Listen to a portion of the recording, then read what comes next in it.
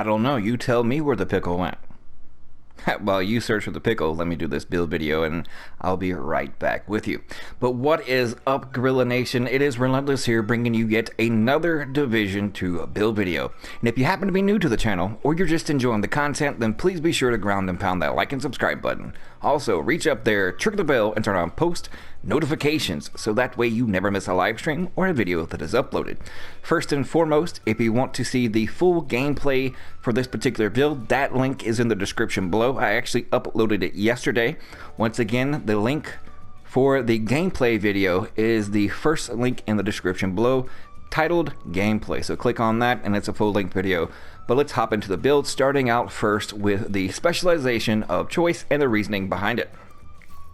We're utilizing the Technician for simple main reasons, not only to be a support DPS / healer build all in one, but these are the perks of the skill tree that I'm utilizing as of right now.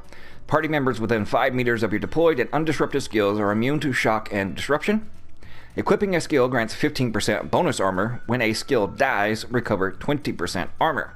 And also, one little trick also with this build, if you actually EMP your own hive, say right before it's destroyed, then in return you'll get that, you'll recover that 20% armor.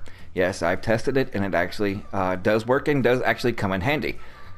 So if you see your charges or whatnot in your hive are about to be done and then it's about to go on complete cooldown, you can toss the EMP grenade, go ahead and disrupt it and recover that 20% armor, and you'll instantly, have basically your hive right back to you.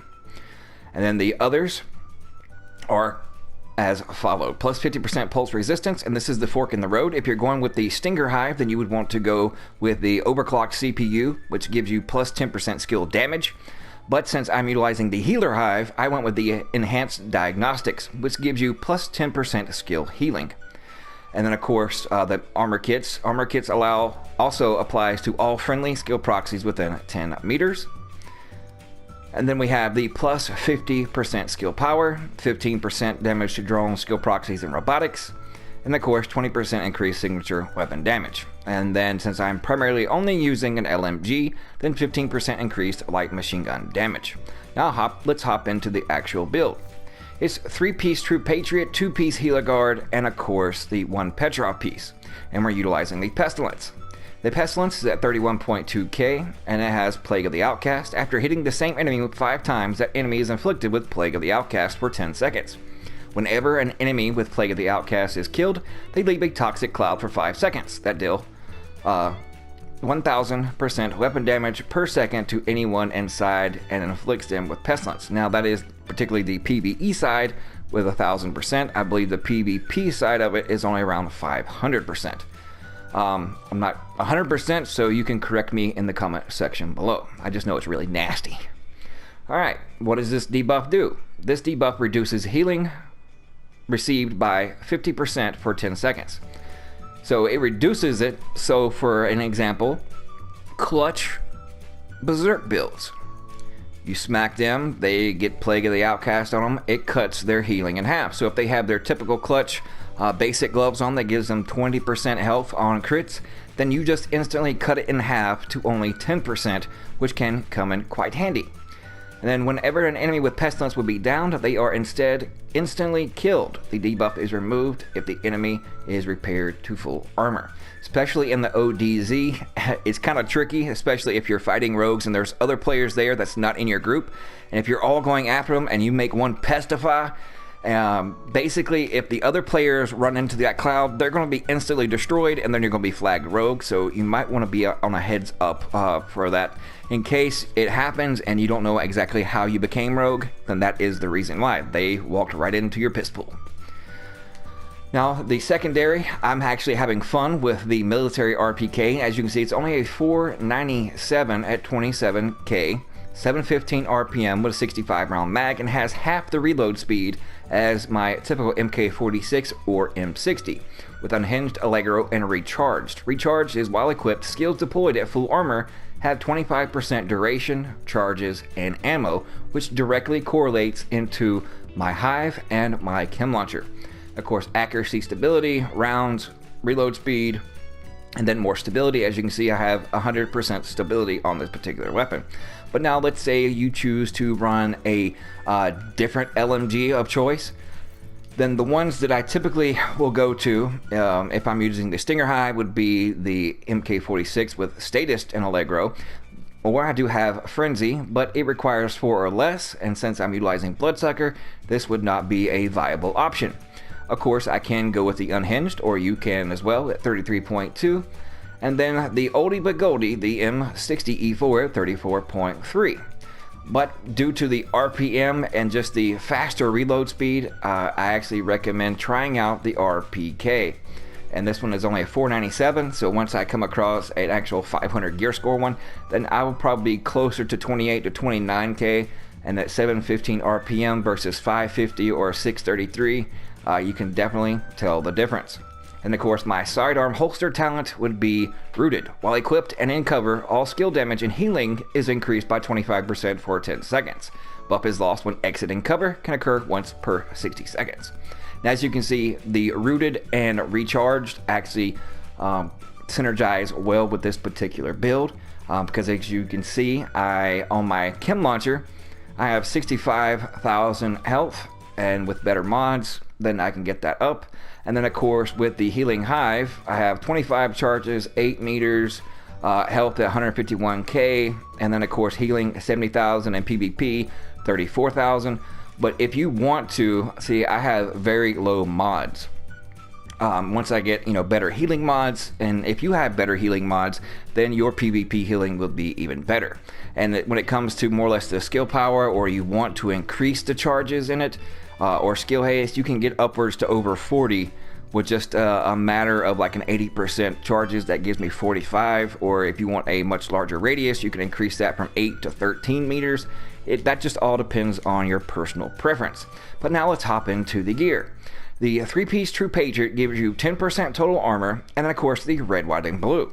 The red, white, and blue, when you shoot an enemy, apply debuff to them. Debuffs are applied in order: red, white, and blue every 2 seconds. Red decreases damage dealt by the enemy. White restores armor to friendlies that shoot this enemy. And then blue boosts skill haste to friendlies that shoot this enemy.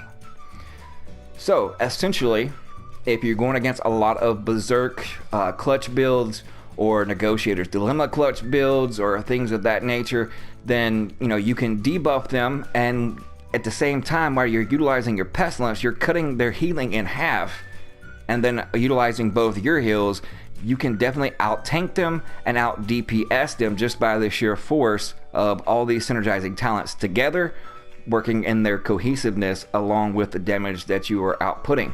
So it is very easy, as you can see in the gameplay video if you've seen it, to definitely out DPS a 1v1 with any clutch Berserk build out there. And the stats on these particular gloves: 11% LMG damage and 15,219 health, and then I get another 5.5% weapon damage by an offensive mod slot. Now on to the knee pads. I'm still trying to find a better knee pads. I actually did find 14,137 armor to apply on these legacy knee pads, and reason why they are called legacies is because I've had them since the True Patriot first launched in Division 2. But I would rather and replace them with like the 13.5% total armor, such as on these Heligards. And once that the RNG gods actually, bless me with an actual, True Patriot knee pads, either by vendor or just randomly dropped, then I will actually change these out and actually be more tanky. And of course, it has an offensive and a defensive mod slot. In the offensive, I get another 5% LMG damage, and the defensive, 5128 armor, 3% total armor, and then 4% explosive resistance. Now on to the third and final piece. It has 2 offensive mod slots in the holster. I also have 696 skill power and then 20,570 health. In those offensive mod slots, I get another 5% LMG damage in one, and then another 5% LMG damage in the other, for a total of 10% LMG damage for this one particular set of holster. So all in all, it works out pretty well. Now on to the Heligar. The major chest piece that I run just for the damage, especially when playing in a group, is 20,785 armor, 14.5% weapon damage, and then 27,021 health. If I'm more or less in a solo or a duo, then I will switch to this particular chest piece. As you can see, it makes me even more tanky. It shoots my armor up to 431k, so if I need the extra tankiness in it, then by all means I can switch to this. But if I'm more or less in a group where, you know, I don't necessarily have to be as tanky, then I typically run this one, but it's all up to your personal preference. And for having those two pieces of Hiliguard, you get 5% total armor and then the 20% hazard protection. And then this particular chest piece I'm using has 1 utility and 2 defensive mod slots. In the utility, I'm going with the Chem Launcher skill power, and then in the defensive, 6337 armor, 2.5% total armor, and then 3% explosive resistance. In the third, 6056 armor, and then 2806 health, and then 2.5% total armor. If I run into, say, more Seekers and explosives consistently, then I will switch out the mod in that lower defensive to apply more explosive resistance. It's just the ones that I currently have low armor, but I will have like 10% explosive resistance on it. But, you know, as like I said, you know, you always have to adapt to, you know, the type of builds that you encounter in the dark zone. So if I'm encountering, you know, a lot of, you know, explosives, then by all means it's just a matter of, you know, switching out a mod here or there. I don't have to go in and actually redo or change out pieces or anything like that. It's just, you know, easy and fast just to switch out mods. Now on to the second piece. Since we're not utilizing on the ropes, this one has 18.5% total armor, 3022 health, 10.5% weapon damage, hardened, then has a utility and a defensive mod slot. And the utility, I'm getting Hive skill power and base skill power, and then in the defensive mod slot, 5644 armor, 3% total armor, and then another 3% explosive resistance. Now on to the one piece pet drop that gives you 10% for that one piece to your LMG. It has skill haste, 4857 health on kill, and then 547 health with insulated for the status effects that you will come across in the dark zone. So for just having insulated and the 2 Hiliguard pieces, I'm at 50% hazard protection. But if I want to go to damage, and let's say I want to utilize a pulse, then I have come across this one that I'm probably going to switch out and put on like 50% hazard protection where that crit chance is, so that way I can actually utilize a pulse. If I just want some base, more headshot damage, then I can go with concussion. And then of course with the crit chance on this one, I just substitute that also for hazard protection. So it's different options and different choices, but since I'm utilizing more or less a healer Hive and a Chem Launcher to not only support my team, you know, by putting those debuffs, not only by the 3-piece 2 Patriot, but also by the Pestilence, then I'm more or less a healer DPS support, which is I hit all bases at the same time. So the premise is pretty easy. You know, for other enemy hives or skills, I have the EMP grenades. I also can dish out healing to my teammates by way of my hive. But if, let's say, you're running with somebody that's already running a healer hive with like hardwired, then you can switch and then, you know, in turn switch yours into the actual stinger hive and dish out more damage and apply status effects yourself. But if you just want to, you know, bypass the hive altogether and want to utilize any other skill, with this particular build, you're going to have the skill power to use whatever skill that you have the mods for, or whichever you prefer. But it deals out a lot of damage. So let's go over to the stats themselves. Starting out first, Pestilence 31,193, and then of course if you're in the PvP, 18,871. There's all the numbers for that. All weapon damage bonus 31.5, LMG damage bonus is at 50% for a total of 81.5%.